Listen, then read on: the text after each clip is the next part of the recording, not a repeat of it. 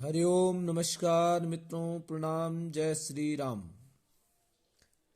मित्रों, पुनः एक बार आपका स्वागत करता हूं अपने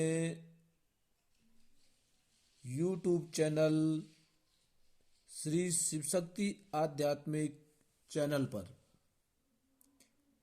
मित्रों, आज आपसे जो चर्चा का विषय है वह है मनुष्य की इच्छा पूर्ति और सफलता किस भाव से, इस विषय में हम विचार करें। कौन कौन से भाव इसके लिए कारक बनते हैं और किस प्रकार से हम सफलता के बारे में चर्चा करें। अब सबसे पहले आप अपनी जन्म पत्री खोलेंगे। कुंडली आपने खोली। कुंडली में आपने चंद्रमा देखा। चंद्रमा जहां पे विराजमान होगा, जिस पे भी लिखा होगा, जिस भी अक्षर पे लिखा होगा, अर्थात चंद्रमा देखने के लिए आपकी जो राशि है, जितनी नंबर की आपकी राशि है, उस राशि पे ही, उस अक्षर पे ही चंद्रमा होगा। जैसे यदि आपकी मेष राशि है तो 1 के अंक पे चंद्रमा होगा। तुला राशि है तो 7 के अंक पे चंद्रमा होगा। कुंडली में चंद्रमा से आगे, जहां पे चंद्रमा है वहां से आगे गिनना है। तो चंद्रमा से आगे जो 10वां भाव होता है, वह 10वां भाव आपकी सफलता, इच्छा पूर्ति और संभावनाओं का भाव होता है। और उसी भाव पे आपकी खुशी रहती है।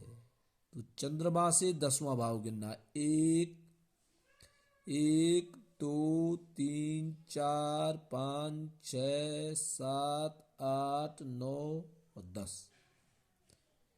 ये 10वां भाव है। जैसे चंद्रमा यहाँ पे है तो यहाँ से गिनना में, तो 10वां भाव कौन सा आया? कर्म भाव 10वां भाव आया। तो कर्म भाव का मतलब है कार्य क्षेत्र।